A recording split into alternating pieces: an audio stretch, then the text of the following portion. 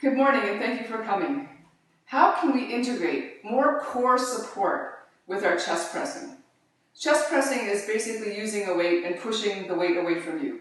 With bench presses, today we're going to do a one-arm chest press. I use a kettlebell. You can use a dumbbell or water bottle, can of soup, just something a little bit weighted.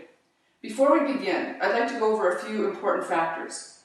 First of all, the position of the elbow relative to the body would be about 6 inches to the side. If you get too wide, the shoulder internally rotates. Again, if the elbow is a bit too tight like this, then again, shoulder internally rotates. So for the average person, about a 45-degree angle to the side. Another element here is the wrist. So sometimes people twist or bend the wrist. So when we're lifting the weight would be parallel to the floor. Be careful of allowing the wrist to tip like this, like you're holding onto a knife. We don't want that angle. We want to strengthen the joints again, the wrist joint, so be sure the weight is parallel to the floor. Now another really important factor is in terms of rotator cuff care. When you extend the arm, it's really important to keep the shoulder pulled back toward the bench or to the floor and fully straighten the arm so that the triceps lengthen fully. Often what happens is this, just watch. So first you're setting up, your shoulder blades are a little bit together, a little bit down, your upper back is stable. When people straighten the arm like this, then the shoulder pops forward. And that will effectively weaken and put load onto the rotator cuff, usually internally rotated. We want to strengthen it. This is an excellent way to rehab shoulders. Okay, so let us get started. Now, the core aspect of it. Generally speaking, when people would be on the bench with both feet on the floor, or you can be lying on the floor, you don't need a bench, lying on the floor on your back with the knees bent. So a typical position would be like this. Your back slightly extended, or on the floor, feet on the floor like this. Okay, now here, this is from Stuart McGill, Dr. Stuart McGill, University of Waterloo, he's back care expert. So this is his recommendation. When you line up, on the floor, you'll have the one leg will be straight, the other one bent. The working arm leg is straight, the other leg is bent like this, and what happens is that force, it creates a rotational force in that direction, and your body has to strengthen the muscles in the abdomen and the glutes to prevent rotation. So because of that, you get better support for your spine over time, plus you'll build more core support and glute strength. So let's do a set together. You're going to start with the right arm. I like to do bottoms up kettlebell. Right arm. So here the right leg is straight, the left knee is bent. If you are on a bench and you're a competent lifter, your body is at the edge of the bench. So the edge of the bench is along your spine. Okay, are you ready? So let us begin.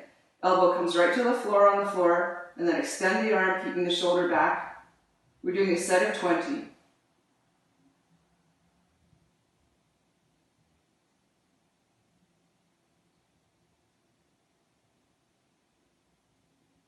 Notice how your abdominal muscles have to engage.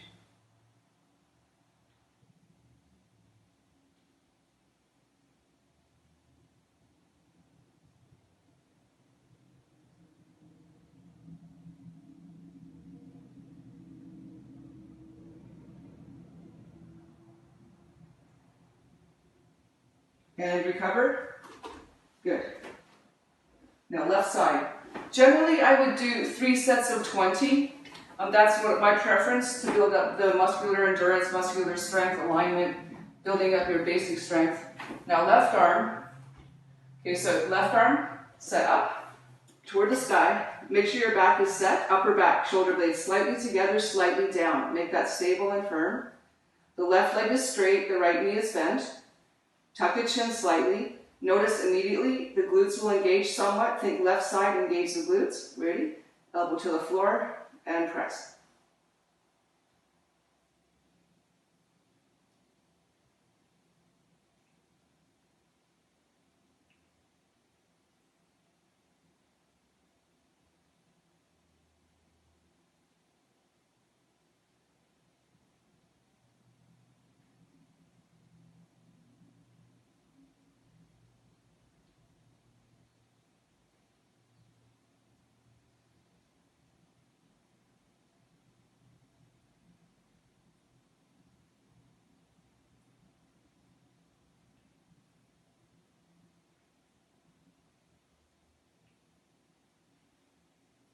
and rest.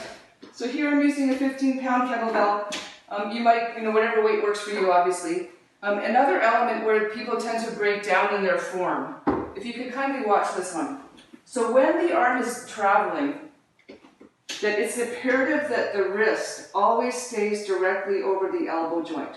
Or it kind of can slightly come in like this toward the shoulder. However, often what happens, because of short biceps and internally rotated shoulders, often people let the hand fall in like this toward the shoulder. So again, when you're doing the press, the fist, the weight stays over the elbow joint. Okay, try that. Let me know how it goes for you. Have a good day. Enjoy my other videos on the YouTube channel. I'm Uttara, and thank you. We do this exercise every day in our Monday Zoom classes. The link is in the comment section below. Have a great day. Enjoy and be strong.